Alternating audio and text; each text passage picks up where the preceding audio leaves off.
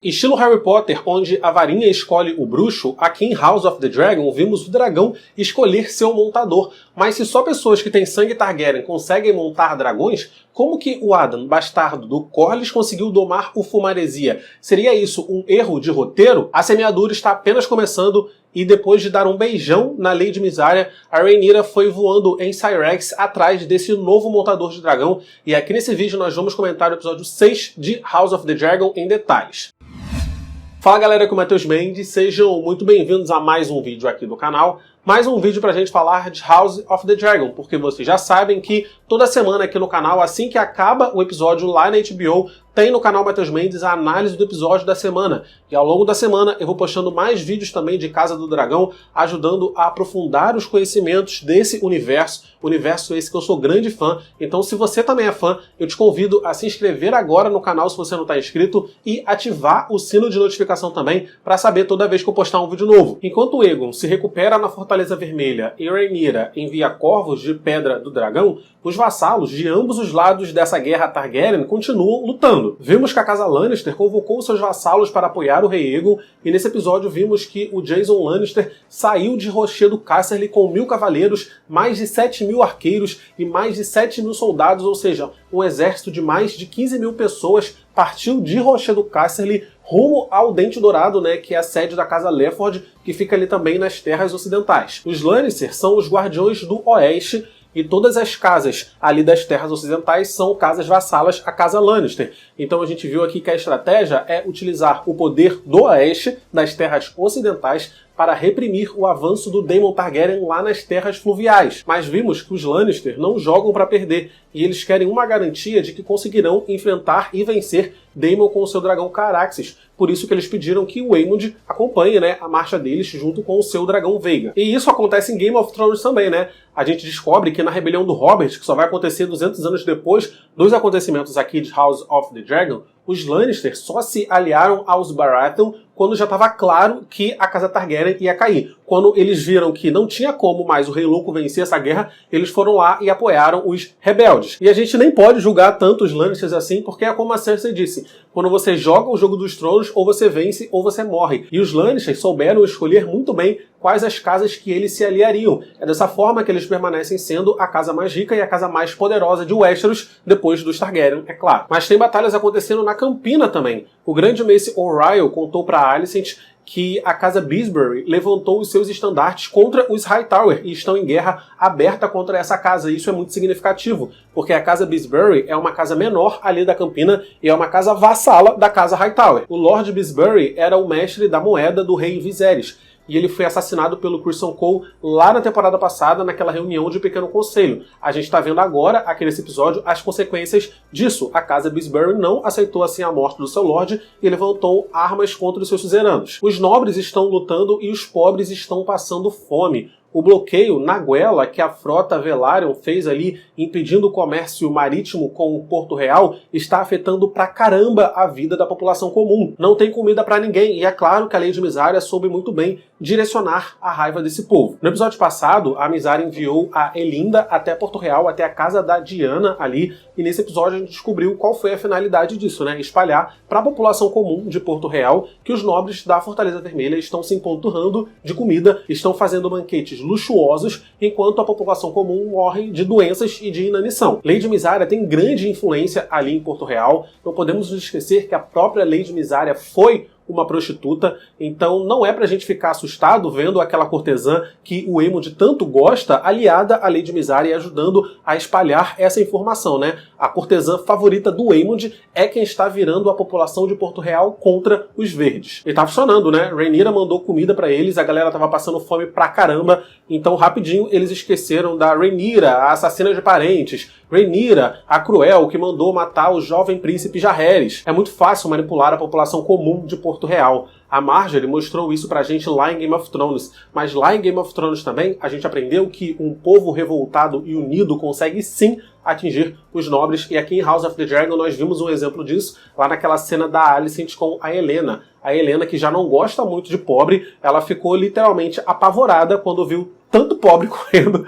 pra cima dela. Aemond ordenou que eles fizessem um acordo com a Triarquia para desfazer esse bloqueio na Guela. A Triarquia é a aliança dessas 3 cidades livres lá de Essos, as cidades de Lys, Myr e Tyros. Essas cidades ficam na costa de Essos e são banhadas pelo Mar Estreito, o mesmo mar que banha também aqui o litoral de Westeros. Na temporada passada, nós vimos o Daemon Targaryen e o Corlys Velaryon lutando uma guerra aqui no Mar Estreito, nos Degraus, que é esse conjunto de ilhas que liga Westeros a Essos. Eles estavam batalhando contra as forças da Triarquia. Na ocasião, o Daemon matou, o Craghas Dreyhar. E agora o Aemond quer utilizar a força dessa Triarquia, dessa aliança, contra a frota Velaryon, contando que ainda há um ressentimento entre eles. Aemond também ordenou que Criston Cole fosse para Harrenhal para reprimir o avanço que Daemon está tendo nas terras fluviais, e o Criston Cole tentou ser bem razoável nessa reunião de pequeno conselho, Ele falou que ele conseguiu sim virar muitos nobres, muitos lords que estavam apoiando a Rhaenyra para apoiar o rei Aegon, mas que o que aconteceu lá em Pouso de Gralhas foi prejudicial para ambos os lados. A Rhaenys morreu e a Melios morreu, beleza, mas os verdes também perderam muitos homens, então eles não têm exército suficiente para enfrentar o Daemon assim em campo aberto. Mas o Aemond pareceu não ligar muito, ele disse que na hora certa ele iria se juntar a eles, e assim o Criston Cole partiu de Porto Real rumo a Harrenhal e levou com ele o irmão da Alicent. Aemond também baniu a Alicent das reuniões de pequeno conselho, e eu gostei muito do que ela disse pra ele aqui nessa cena. Aemond sempre foi muito quieto, mas agora que ele é o príncipe regente, ele tá colocando todas as suas garras de fora, e a Alicent indagou se ele já não vingou suficientemente todos os traumas que ele teve na infância. Parece que a força motriz do Aemond é mostrar para todas as pessoas que o subestimaram quando ele era criança que ele é um grande homem, que ele é um grande guerreiro. Quando ele era criança, os Jacerys, junto com o Aegon, eles pregaram aquela peça nele, com aquele porco dragão, porque na época o Aemond ainda não tinha dragão. Depois disso, o Lucerys arrancou o olho de Aemond, e enquanto o Aemond ia crescendo, o Aegon continuava zoando, e fazendo bullying, torturando o irmão mesmo. Bom, o Aemond já matou o Lucerys, ele quase matou o irmão Aegon, ele inclusive foi visitar o irmão moribundo no quarto dele, fazendo o irmão sentir dor, colocou aquela bola na mão do irmão. O que mais o Aemond quer? E essa bola que o Aemond coloca na mão do Aegon aqui nessa cena, eu acho que é a bola que eles utilizam na reunião de pequeno conselho. Sabe quando a pessoa no pequeno conselho toma a palavra, ela pega aquela bola, coloca ali num recipiente meio que para comprovar a presença da pessoa, aquele ritual para mostrar que estava presente na reunião de pequeno conselho? Eu acho que é isso. Então o Aemond dando essa bola para o Aegon pode significar que o Aegon não tem mais voz no governo, assim como a Alicent também não tem, porque agora o Aemond é o príncipe regente. Mas na época que Aemond perdeu o olho, a Alicent lutou por ele. A Alicent tentou arrancar o olho do Lucerys por ele. Então eu esperava que o Aemond tivesse a Alicent em um lugar de melhor estima, mas parece que a relação da Alicent com seus filhos não é nada boa mesmo. Parece que a Alicent não soube criar os filhos muito bem, a relação dela com todos os filhos é péssima, e isso reflete a própria criação que ela teve, porque o Otto criou a Alicent também com muita frieza, com muito distanciamento. A relação da Alicent com o Otto não é uma relação de filha e pai, muito próxima. Mas a Alicent cresceu, se tornou uma mulher ressentida. Aemond e Aegon cresceram, viraram homens ruins, viraram homens cruéis. Então, assim, tanto o Viserys, que não ligava muito para os filhos, quanto a Alicent, ambos erraram muito na criação desses dois meninos. Se Daemon Targaryen, o filho homem mais novo de Alicent, ele é um garoto gentil e bondoso, essa é a prova cabal que ser criado longe do pai, da mãe e da corte, foi a melhor coisa que Alicent fez por esse menino. Lembrando que o Daemon Targaryen também é um montador de dragão. O seu dragão se chama Tessarion e ele tem mais ou menos a mesma idade do príncipe Jacerys. Ele não foi visto na série ainda, porque ele foi enviado para ser criado pela família da sua mãe lá em Vila Velha. Ele foi enviado para ser o copeiro do Lord Hightower. Falando do Larys Strong, a gente viu que ele soube muito bem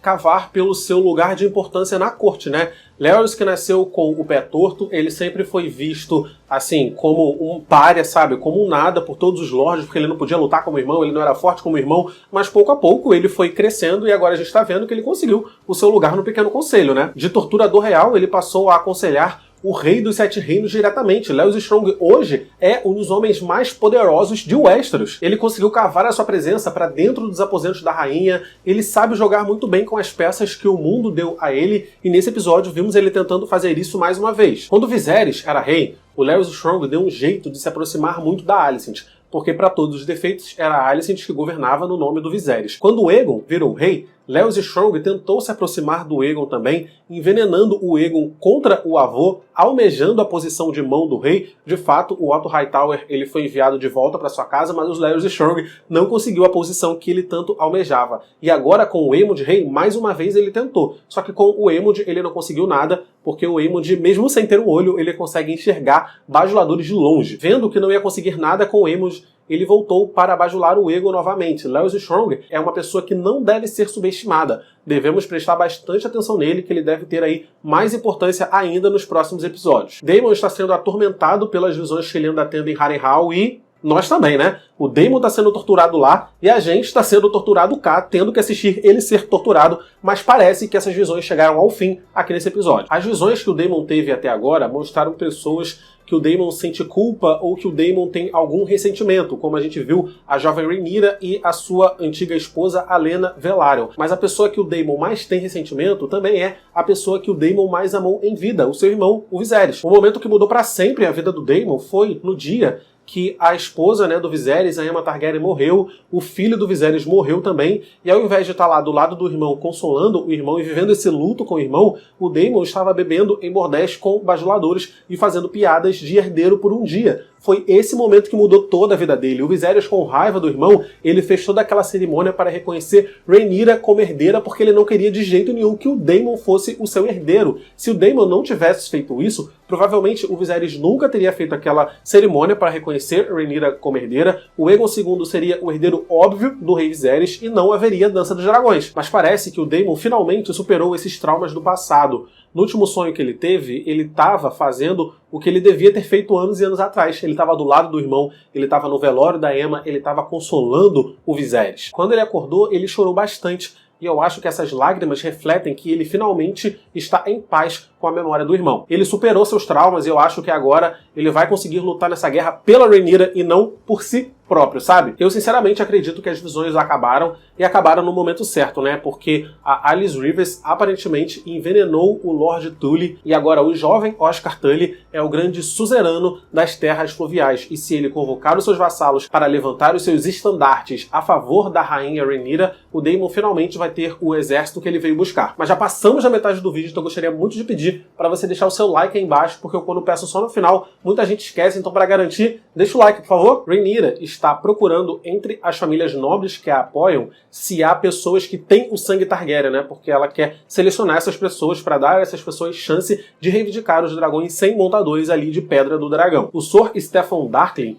ele é o senhor comandante da guarda real da rainha e a Rhaenyra revelou aqui nesse episódio, né, que a avó dele era uma princesa Targaryen. E por isso que ele foi lá tentar domar o Fumaresia, mas deu tudo errado, né? E quando ele entra no Monte Dragão, a gente vê aquelas pessoas cantando aquela música em alto valeriano. Dracari Piquirus, Ticumu Gemirus, Ilantes Bartosa, Saelo vai diz. Eu amo essa música. E essa é a mesma música que o Daemon, perdoe minha cantoria, mas essa é a mesma música que o Daemon Targaryen cantou quando ele foi visitar o Vermithor lá na temporada passada. E a tradução dessa música, ela diz basicamente que os dragões valerianos, eles foram criados, né, e tem muita magia de sangue envolvido ali entre eles. Magia de sangue, sangue Targaryen, sangue valeriano, mas não é qualquer sangue valeriano. O Septon Bar, que está sempre certo, afirma em seu trabalho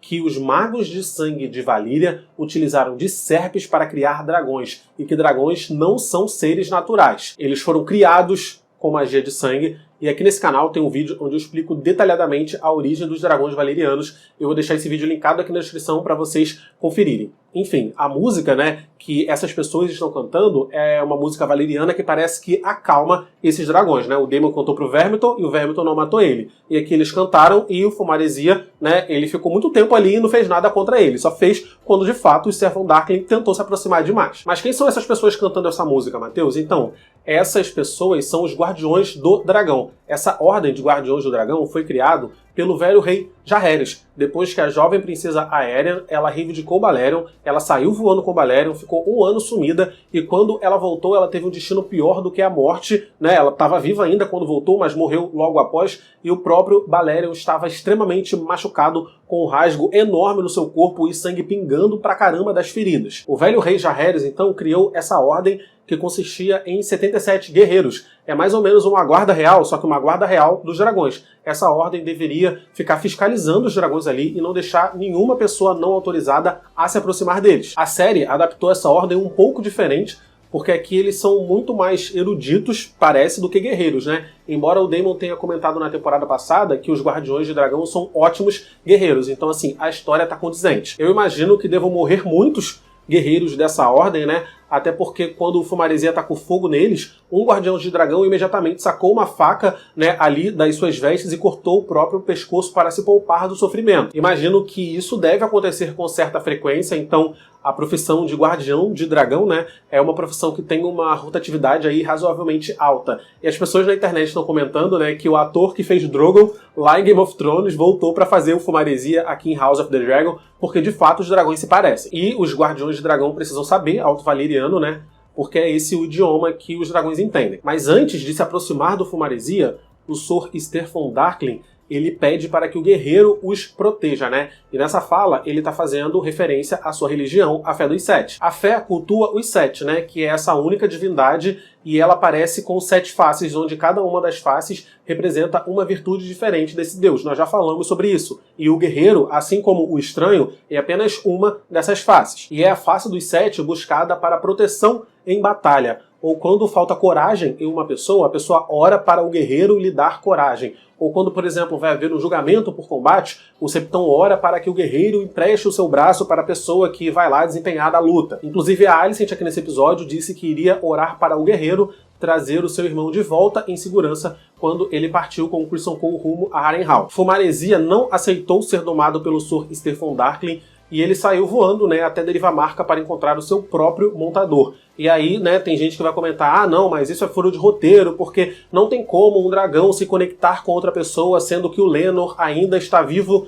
E quem é que disse isso? Sério, eu quero saber quem é que disse isso. Onde que está escrito no livro que um dragão não pode se conectar com outra pessoa enquanto seu montador ainda está vivo? O que está escrito no livro é que não tem evidências de um dragão se conectando com outra pessoa, porque simplesmente não tem exemplos na história de um montador de dragão rejeitando o seu dragão e indo embora sem ele. Eu não acho que tenha sido erro não, tá? Porque o que o Laenor fez, nenhuma pessoa faria, sabe? Que pessoa queria abandonar o seu dragão e largar o seu dragão para trás? Geralmente, né, os montadores de dragão morrem antes de seus dragões e aí sim o dragão tem um novo montador. Nenhum abandona o dragão por aí. Então eu acho condizente o Fumaresia conseguir se conectar com uma outra pessoa, porque eu acho que quando o Laenor pegou aquele barco e partiu rumo a Essos sem pretensão de voltar a ver o Fumaresia um dia, foi o momento em que o Laenor rompeu essa ligação. E desde o começo dessa temporada, o Fumaresia estava inquieto, né? Já foi comentado, inclusive, que ele estava sendo visto, voando por aí. E assim, ele estava inquieto, ele estava sobrevoando Derivamarca, que era onde o Laenor morava. Ele talvez tenha achado o Adam parecido com seu antigo montador, e por isso que escolheu ele, para ter ali o seu novo humano, para ter a sua nova conexão. E aí surge uma outra dúvida. Como que o Adam de casco,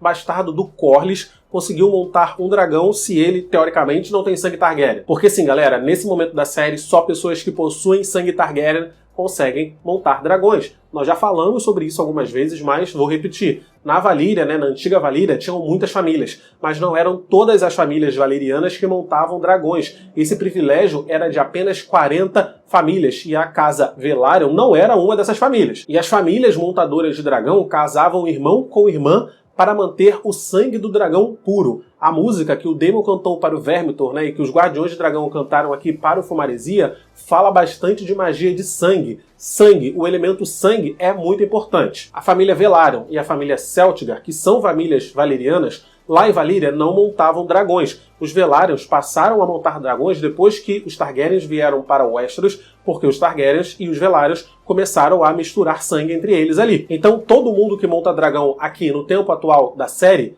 tem sangue Targaryen. Então como que o Adam conseguiu montar Fomaresia sendo um bastardo do Corlys? Simples, o Corlys tem sangue Targaryen. Eu trouxe a árvore genealógica do Corlys Velaryon pra gente analisar juntos aqui. E preste atenção, o avô do Corlys era filho de uma Lady Targaryen. Nesse episódio, a Rhaenyra acreditou que o Sr. Steffon Darklyn conseguiria montar um dragão porque a avó da avó dele tinha sangue Targaryen. A distância de Steffon Darklyn até um Targaryen é a mesma distância do Corlys até um Targaryen. Então, se o Steffon Darklyn, teoricamente, poderia montar um dragão, o Corlys Velaryon também poderia. Sem falar que nós não sabemos quem é a mãe e quem é a avó de Corlys Velaryon. E visto o histórico, de casamento entre a família Targaryen e a família Velaryon, pode muito bem que essas mulheres tenham sido mulheres Targaryen. Sem falar também que nós não sabemos nada sobre a mãe dos bastardos do Corlys. A gente sabe que ela se chama Marilda de Casco, mas a gente não conhece a sua árvore genealógica. Pode ser que a própria mãe desses meninos também seja uma semente de dragão. Os Targaryen, sim, possuem o monopólio dos dragões,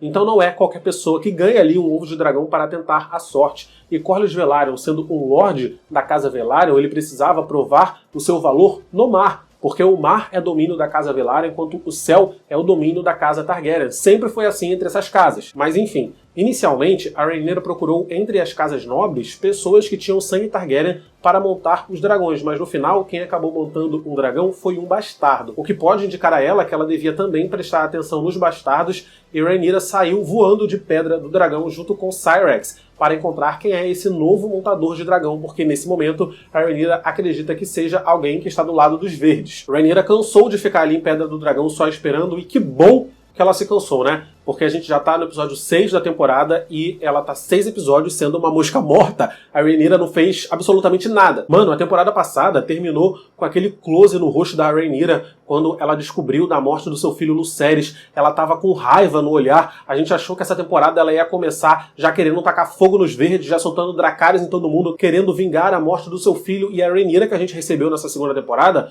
foi uma Rhaenyra fraca. Uma Rhaenyra que só chora. Uma Rhaenyra que não é respeitada nem pelos lordes que juraram defender a pretensão dela ao trono. Uma Rhaenyra que precisa agredir fisicamente os lordes de seu pequeno conselho para ter um pouco de respeito. Então eu peço, por favor, não comparem a Rhaenyra com a Daenerys, porque a Daenerys, a Khaleesi do Mar Dothraki, a Rainha dos Sete Reinos, a Missa, a Quebradora de Correntes, a Não Queimada, ela colocava respeito só quando ela aparecia no lugar. Daenerys foi simplesmente a Targaryen mais foda de toda a família Targaryen, mais foda do que o próprio Aegon Conquistador, porque só a Daenerys fez nascer dragões de ovos de pedra. Mas enfim, já que não pode lutar na guerra, a Rhaenyra resolveu beijar, E eu tenho certeza que essa cena vai render muito comentário na internet, mas é uma cena que, por si só, ela não me incomodou nem um pouco. Deixa a Rhaenyra beijar quem ela quiser. Ela tá frustrada, ela tá perdendo essa guerra, o marido dela a abandonou, deixa ela ter um momento ali, a menina tá carente. Então, assim, deixa ela beijar quem ela quiser. A Mysaria, pelo menos, tá ali do lado da Rhaenyra, tá ajudando a Rhaenyra,